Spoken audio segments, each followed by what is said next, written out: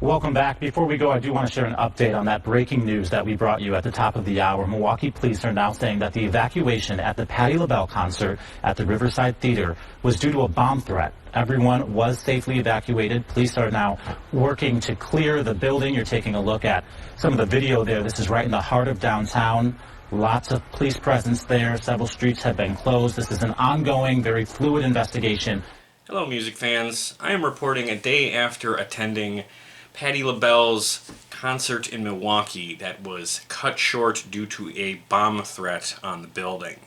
I was in attendance of this show, so I can give you my first-hand account, and I'm going to tell you everything I remember. But before we go any further, just fair warning, some of the stuff I'm going to talk about might be a little disturbing, so just please keep that in mind. Everyone made it out safe. There was no harm to anybody, but it was still a upsetting situation. So I will tell you exactly what I remember. Part of the reason I'm making this video is so I can get my own memory of this event straight, because I've never experienced anything like this at a concert before. So, just for posterity's sake, I want to get this down. So Patti LaBelle was scheduled to play a Christmas-themed concert last night at the Riverside Theater in Milwaukee. It's been a number of years since Patti has played Milwaukee. In fact, she mentioned that while she was on stage. And I have never seen her before. I've been a fan of hers for a long time, going back to when I first saw the Beverly Hills Cop movies.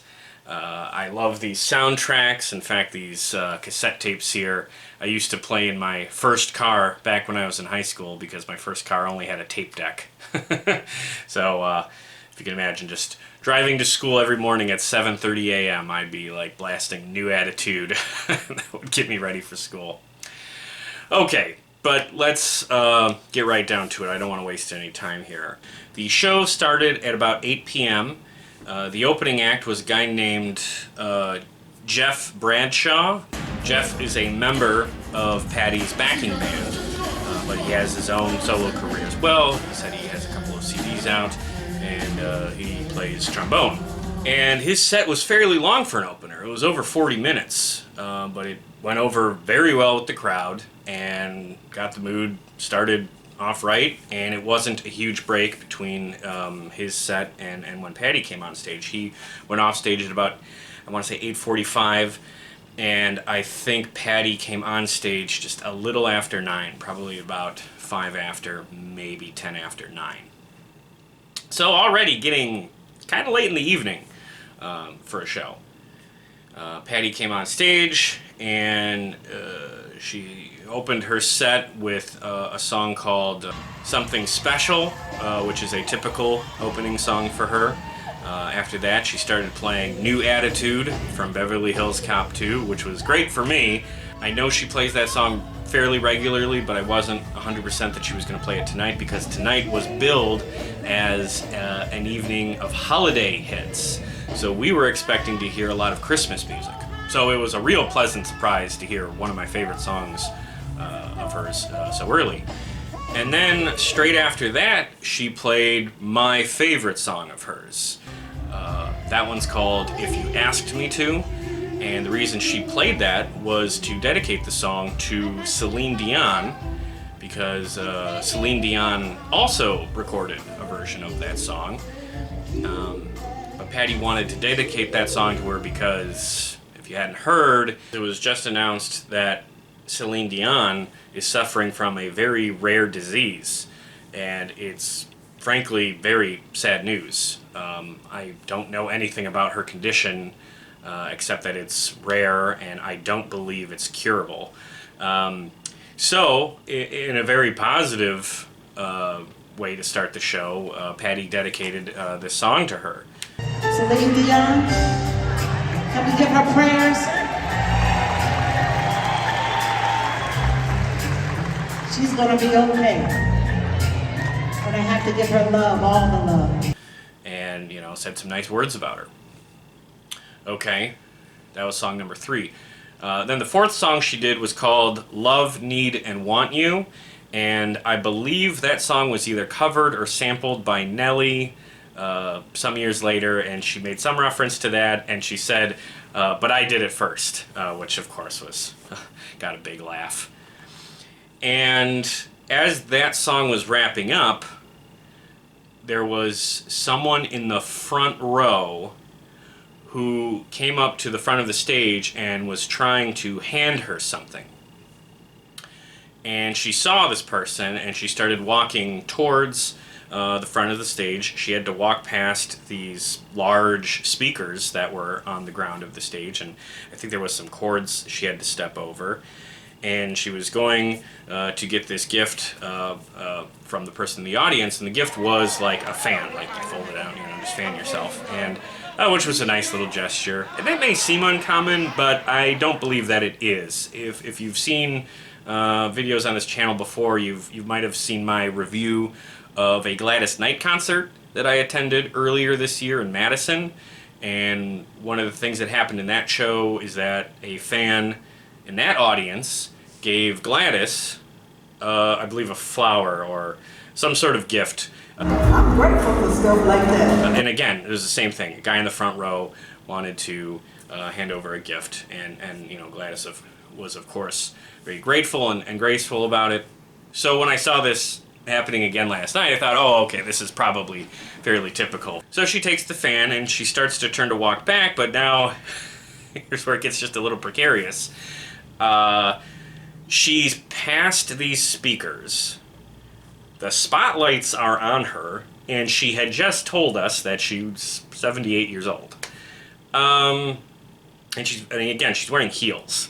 So there was a bit of a moment where we're like, oh gosh, I hope she doesn't trip, because those speakers are definitely a tripping hazard.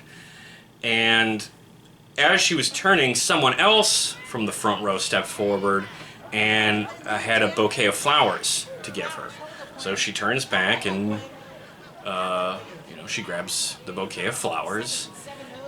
And again, it's just like, okay, well, that's very nice. That's a nice gesture. But, okay, in my head, I'm going like, enough's enough here, people. Let her get back to her section of the stage so she can play. Because, again, this front part of the stage, after the speakers, well, anybody could just trip and slip off the stage. And in the moment that she was getting the bouquet of flowers, I noticed from the right side of the stage, two very tall guys in suits come walking on stage and very quickly walking right towards her. Now, my assumption in that moment was that these guys were there to basically help her get back past the speakers into her section of the stage, and then also, again, in my head, hopefully to tell the crowd, you know, thank you, but enough's enough. We can't have her coming back and forth past these speakers. Again, tripping hazard, spotlights on her. You know, it's a whole thing. So, but that's not at all what happened. They came right over to her. They went on each side of her. One of them whispered or said something into her ear. And her confusion in that moment was audible. You can hear her from the various videos that people were recording in that moment that night. You can hear her say, "Wait." 770. To my 8 years. Hold up. Wait! You know, it must have taken just only a second for them to tell her that, well, there's a bomb threat on the building and you need to get out of here right now. Because after that split second of her saying, "Wait," she gets over past the speakers, and then all three of them very quickly get off stage.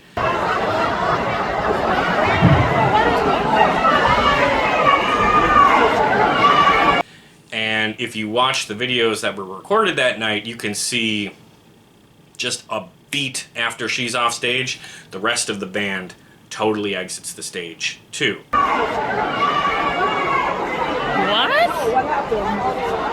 Now this is happening very quickly, so it's a lot for the audience to take in a very short amount of time, because nobody came out on stage right away, and a couple seconds started passing, and it was probably only about 20 or 30 seconds before someone came out on stage to talk to the crowd, which in the grand scheme of things is not a long period of time, but in the context of where we were at of that night, it felt like an eternity. It felt like forever, because there was now enough time and silence from the stage that everybody in the audience is talking to each other quietly, like, what the hell is going on, right?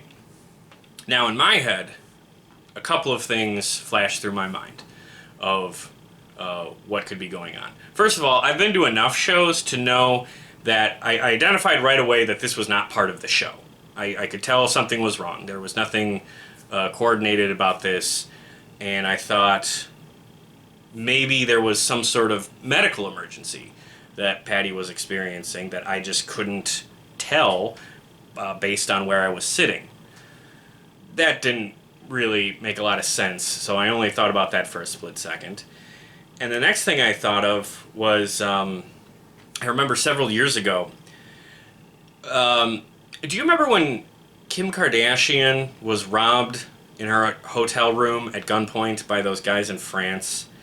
And at the time she was still married to Kanye West, and his team found out about what had happened while he was on stage. So as he was on stage performing, someone from his team came on stage and, whispered in his ear that, something very bad had happened, and he just rushed off stage. So part of me thought, oh, is there some sort of family crisis? Is there some sort of family emergency for Patti? And that didn't stick with me very long either, because it wasn't just her that left the stage. The whole band rushed off stage, right? Sorry to bring up Kanye West. I know he's been in the news lately for all of the worst possible reasons. I don't mean to make you think of that dirtbag, but it's just a memory I have of something that happened that I thought maybe something similar here was going on. But no, that didn't seem right either. So after, and again, these are thoughts I'm having in a split second. Is this what happened? Is this what's going on? And then, oof. Because this is how your brain is when a situation like this is going down. And I've never been in a situation like this before. So, after I thought of those two things, my next thought was, oh, okay, it might be a bomb threat. It might be a threat on the building. Unfortunately, we live in a time when mass shooters are far too common of a news story, and Milwaukee is no stranger to these horrifying incidents. So yeah, that thought goes through your head too. Now, as we're sitting there, I'm not hearing any gunfire, not hearing any noises, not hearing anything audibly wrong. So again, we're holding still, but again, this is only 20 seconds, but it's enough that some people are starting to get agitated. In fact, the older couple who was sitting next to us, we're talking to each other, and I was hearing them say, I think something's wrong. Should we be getting out of here? And at this point, I was thinking the same thing. And finally, I hear them just say, they start to say, excuse me, because they wanted to go. And I was just like, you know what, yeah, you're right, let's go. So my girlfriend and I get up, and we start going right down the stairs. Thankfully, we had an aisle seat, right? And we start going down the stairs, and as we are going down the stairs towards the exit, no one else is leaving, because someone from backstage has come on stage and is about to talk to the audience. Now, as we're coming around the exit, we hear from the stage the guy say something to the effect of, ladies and gentlemen, we have been informed that we need everyone to evacuate because there has been some sort of threat on the building. He did not specify bomb threat. He just said threat on the building. We need everybody to exit immediately and go across the street And once the police have secured the building, we will let you know if you're able to come back in to see the rest of the show. Now, those were the last things I heard. I don't know if that was the entirety of what he said, because at this point we were through the exit and I was just sort of hearing from the PA. So as we're going through the exit, because we had an aisle seat, we're among the first people leaving the entire second floor. And instead of going down the main stairs to the main foyer area, I veered left to the side exit, the side stairwell that went down to the exit that's that puts you out near the riverfront. This is at the Riverside Theater, and you know, this is the exit I like to use when I see shows there because it's less trafficked. You know, you're less likely to get caught up in a crowd going out that way. So we duck out left, and we were probably among the first 5 people out of the building, period. Right? So we're out of the building, we're walking up the side of the Riverside towards Wisconsin Avenue, and the first thing I see is that yellow crime scene tape blocking off part of Wisconsin Avenue. As we get to the front of the building, I look to my right, and I see a police SUV with its lights on, and further down the road, more crime scene tape blocking off that end of the street. Now, my immediate feeling, of course, was relief. Oh, good. The police are here. They've at least secured this area. Again, in a situation like this, you don't know what you're walking out into. To the Milwaukee Police Department's credit, you know, they had that area sectioned off, and they were present as we all got out of the building. That's important.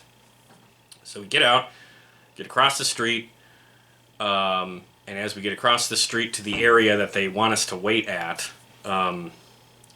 which I'll admit did not make a whole lot of sense. I mean, if there's a bomb in the building, do you really want people just across the street? But whatever. Because we were among the first people out of the building, when we got to the sidewalk, the front doors, the main doors of the building were opening and people were starting to file out.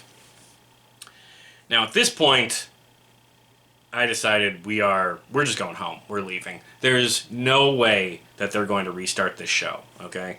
For a number of reasons.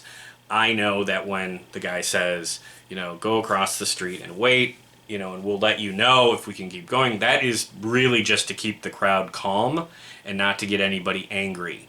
Because if you just go on stage and say, show's over, go home, you know, people are going to understandably freak out and argue or whatever. So you need to just get people across the street and keep it as vague as possible, and you need to get people out of the building. I understand that.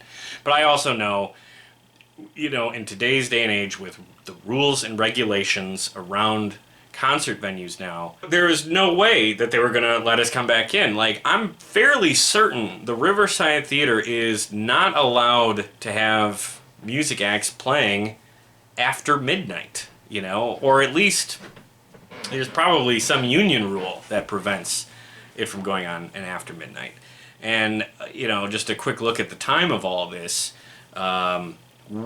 this all happened at about 9:30, okay? Let's just say everybody got out very effectively by 9:45, okay?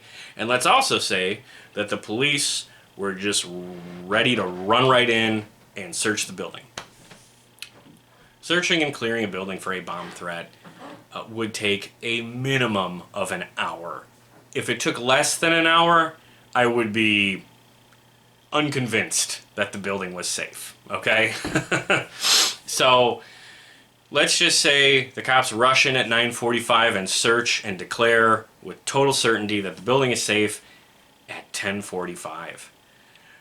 Do you really think that they're going to come back to this crowd of people who's been waiting for an hour on the sidewalk and say, all right, folks, come on back in. Show's going to restart and go from 11 to midnight. If you're in that crowd, do you want to go back in at that point? Do you want to see Patti still play after a scare like that and after a shitty wait in this kind of chilly, crappy weather? No.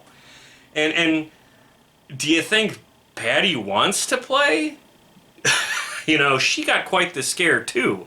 Can you imagine then telling her at 11 at night, all right, Patti, building safe, go on back in and sing, you know, your uplifting, wholesome Christmas music. You know, everybody, don't worry, the mood's still good. No, I'm sorry. She's shaken up. The crowd is shaken up. I don't think most people would even be in the right headspace to enjoy the music at that point. So I just knew that there was no chance of that show going on. And I think that's something that if you're a concert fan and you go through something like this, you know, just leave. You know, trust me, they're not letting you back in. If they pull the artist off stage, 99 times out of 100, they're going right to the bus and getting out of town. And the best you can hope for is that the show gets rescheduled. So don't wait around, beat the crowd yourself, get moving. Because most people are trusting, and that's not a bad thing, but people will wait around to see, you know, official word, and official word always takes way too long. So just leave. Now, in all my years seeing shows, I've only ever seen an artist pulled off the stage once before, and that was a weather incident.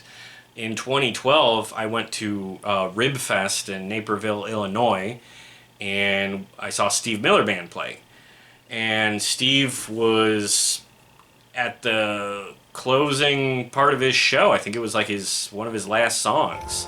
And there were incoming thunderstorms. This was an outdoor festival. And, you know, they flashed some signs on the Jumbotron that said, thunderstorms approaching, we need you to leave. But Steve was still playing. And it literally took someone coming out on stage, putting his hand on the mic and, you know, saying to Steve, you have to stop right now. And Steve was annoyed by that. Unbelievable. We have to evacuate the park because the storm is coming in right now. Wait. You're telling me I gotta go. But this was different. You know, a threat is different than incoming weather. So I'm not taking any chances.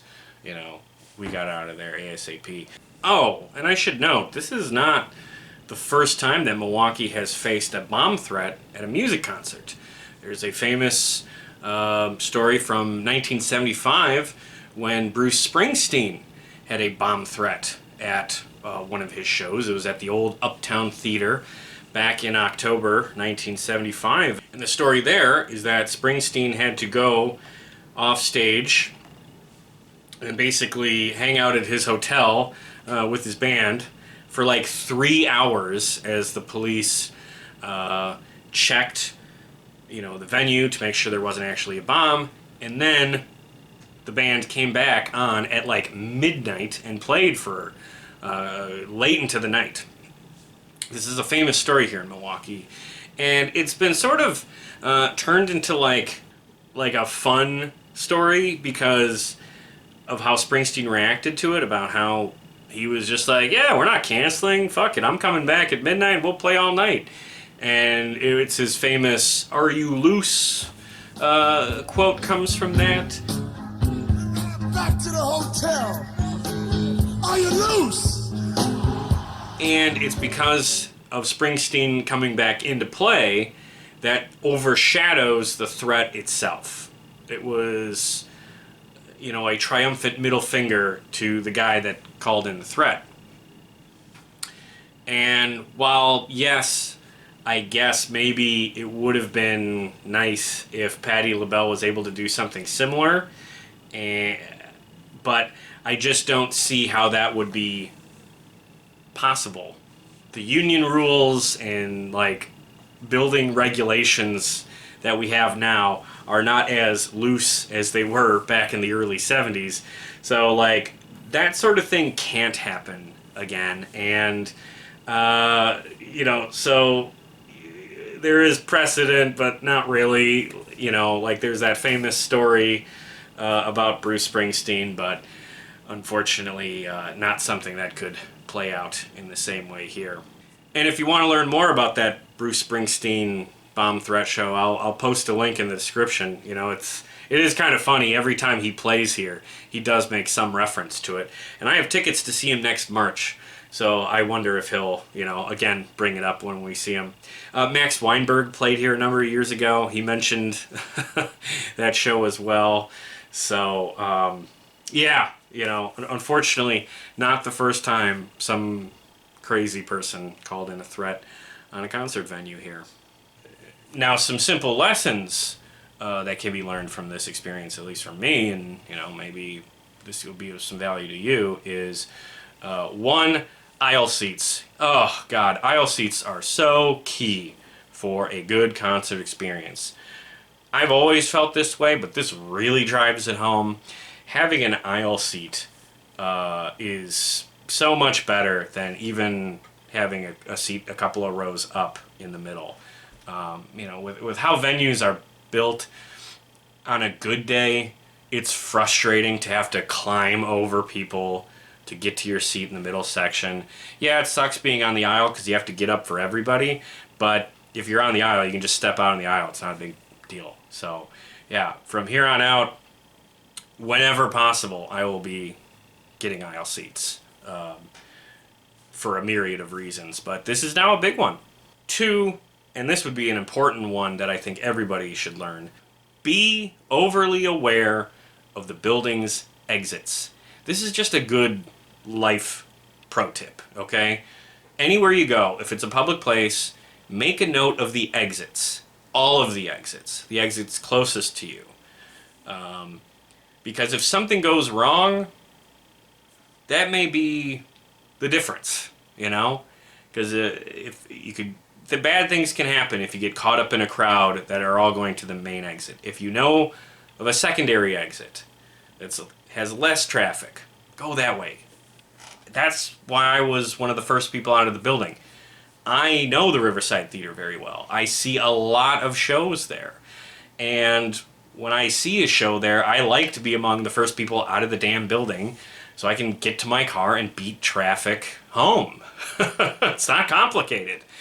But this is totally a, you know, self-preservation safety lesson too.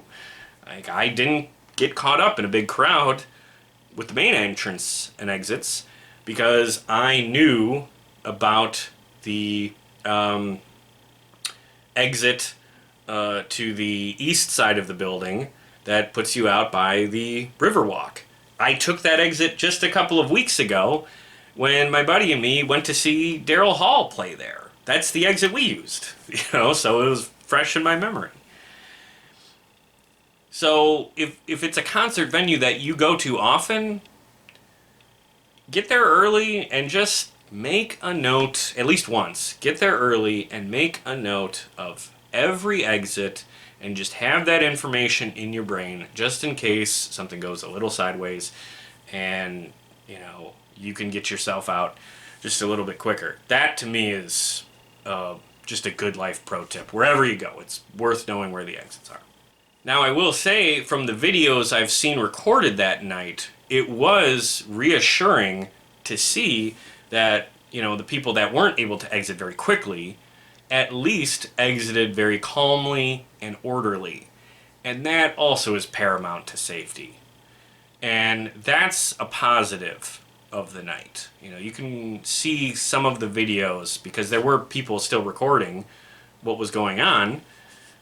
Because this was a bizarre deal, and, you know, we have phones and we record bizarre situations now. And from what I've seen, you know, as soon as the announcement was made, you know, nobody yelled at the stage or whatever. Everybody got up and just filed out. Nobody panicked. Nobody was pushing and pulling and screaming or causing any sort of scene. Everybody was doing like a perfect, like a fire exit, like a fire drill when you were back in grade school. Like, it was well done, and you know, so I'm thankful for that crowd that that's how it played out, because it's not just the threat on the building. If you have people panicking, and I hate to say it like this, but this was an older crowd, you know, there's some physical limitations and even disabilities. If you have a panicked crowd, people like that are vulnerable to tripping or falling or getting left behind or getting hurt. And, you know, maybe you don't put a lot of stock in the danger of the bomb threat. That is a very real danger, that someone might fall or trip, you know, especially, you know, for a while the lights were down, you know, and when we were sitting and watching the show earlier in the night during the opening act, we saw a woman who was having a very hard time with some of these steps at the Riverside. The Riverside's an old venue, you know, so the steps, you know, they're not bad, but they're not as, I don't know, as good as they could be, I guess. They're not as safe as they could be. And they don't have as much lighting down on the floor as there could be. So for an older crowd, an evacuation can be dangerous. So thankfully nobody got hurt that way. Now once I got out and this news made it to social media, and when I posted it on my own Facebook page to let, you know, my friends and family know that I was safe, the reaction that I saw just about everywhere was pretty much the same thing. It was, who the fuck would threaten a Patti LaBelle show? And I get that sentiment. Like, of all shows to threaten, Patti LaBelle? She is one of the least controversial artists ever. She is a national treasure. People love her.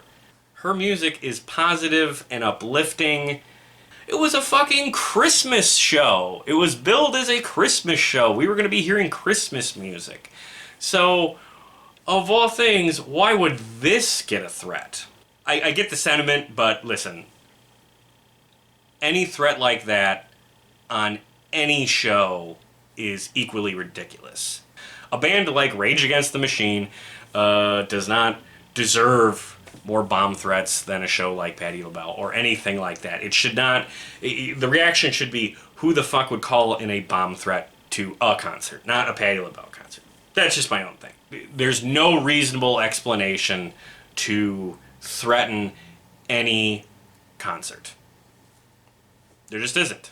Now, one positive I saw in the aftermath of all of this is that on social media, there was a great outpouring of love and support and, I'd say, defensive anger for Patti LaBelle. You know, her fan community is very protective of her, and this is a horrible situation, and people are angry that someone would do this to her, and, you know, people also don't want, you know, her night to be ruined, and, you know, don't want this to negatively impact her.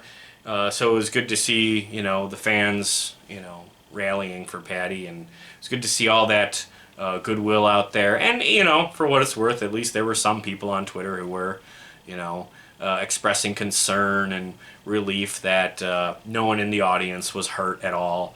And that's good to see. So there was some positive outpouring of love and support. But the flip side of that, the unfortunate side, is for as much outpouring of love and support as there was also an equal, if not larger, outpouring of hate for the city of Milwaukee. You might say this is not great for Milwaukee's optics, you know?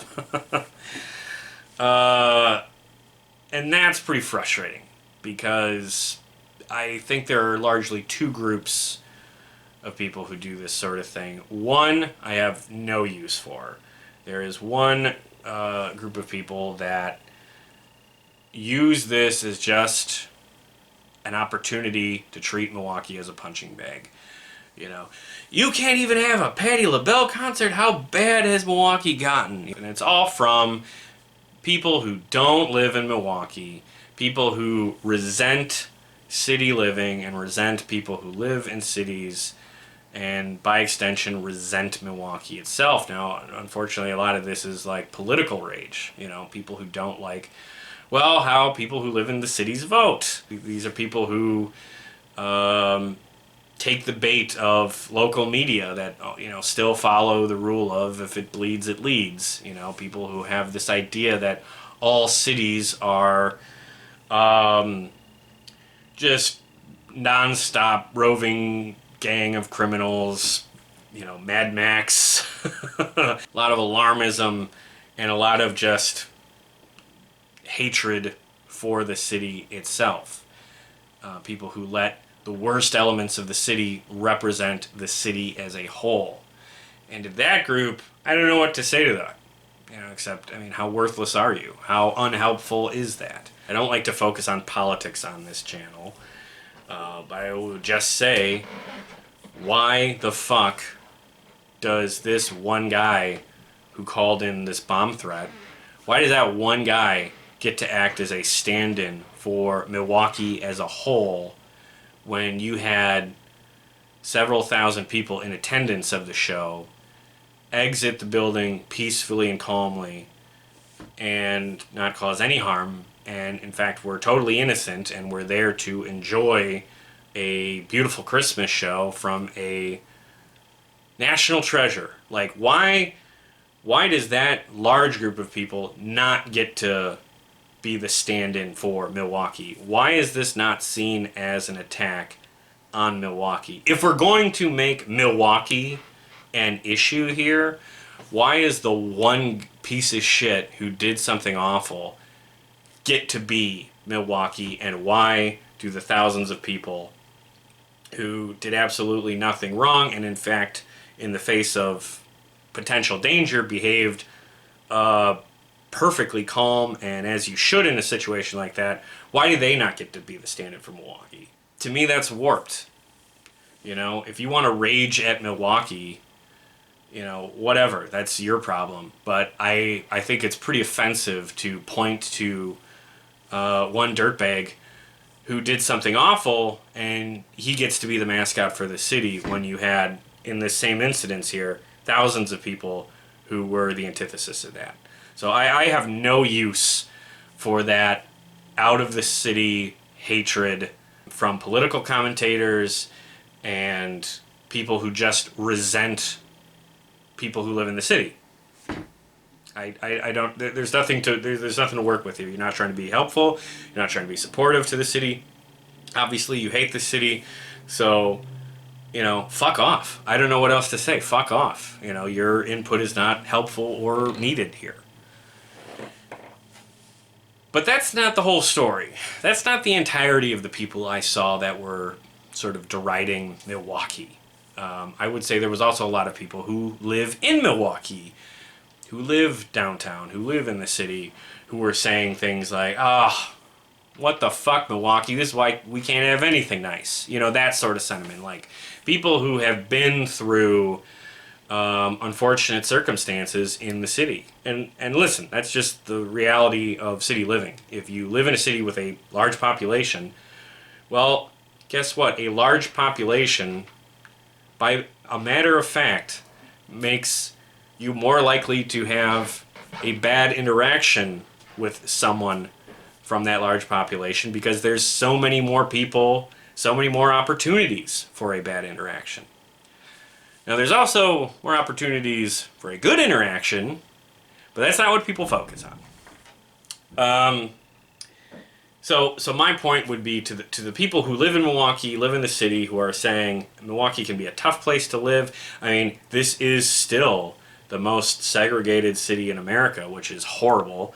And, you know, I don't have to spell out which communities get the short end of the stick when you're talking about the inequality that comes with segregation.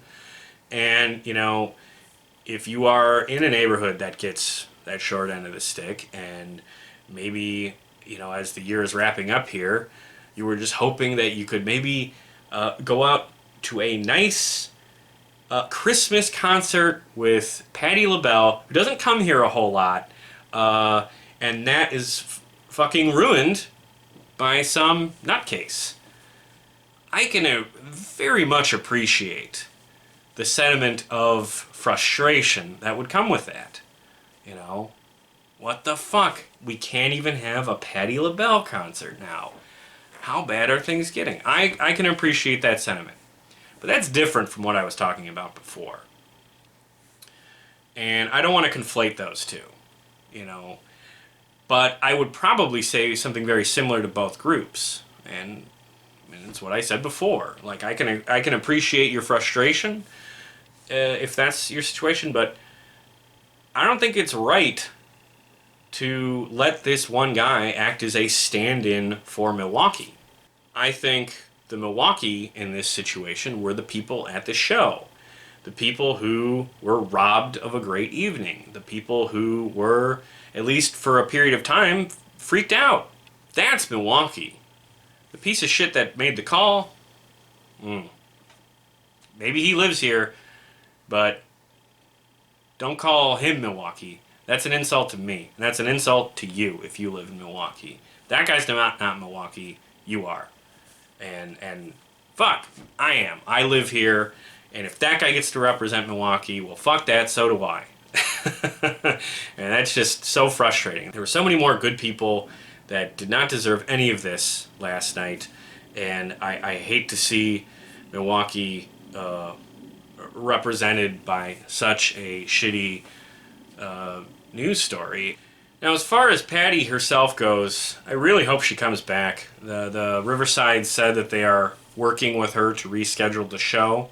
I would not blame her if she did not want to play here again. I hope that's not the case. I hope she sees the bigger picture. I hope that she knows that her fans in attendance were very happy to see her. I will say that's the other thing. You know, the vibe of this whole evening was so positive. Everybody that I, saw and spoke to were in such good moods. Like, the spirits were very high at this show.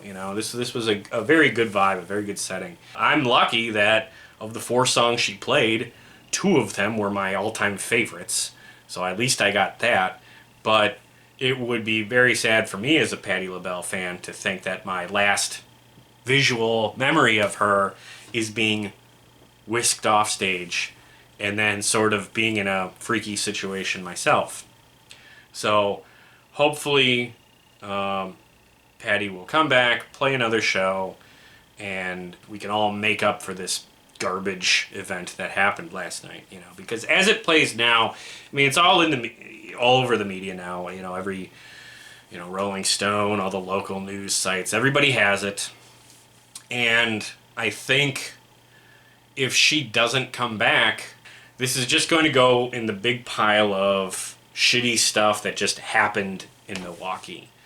And that first group I was talking about, the people that just from outside looking in hate the city, it's just another thing they can point to, Whereas I think if Patti comes back, and plays a successful, wonderful, uplifting show all the way through, well, that event we can take, and that can be put in the pile of great things that happened in Milwaukee, special things that happened in Milwaukee. And maybe that will be an opportunity to just look at that pile of stuff and think, hey, this pile of great things that happened in Milwaukee is so much bigger and so much more interesting than this unfortunate pile of shitty things that happened in Milwaukee. Because as it stands right now, it's very easy to focus on the negatives.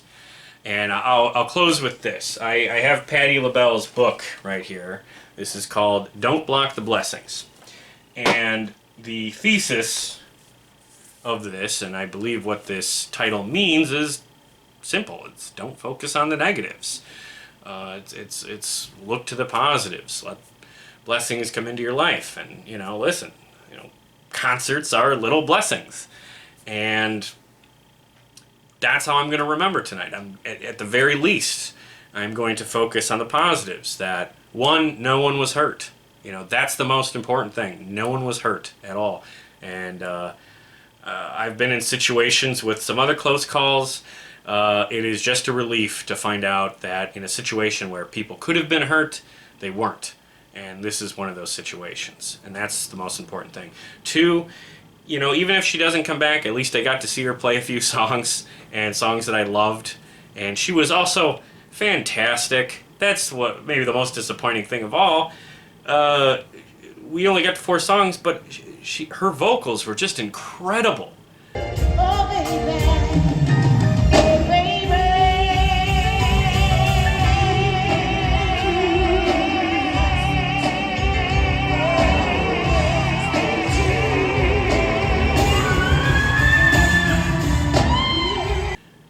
pipes on this woman are just amazing. She's truly a wonder in that way.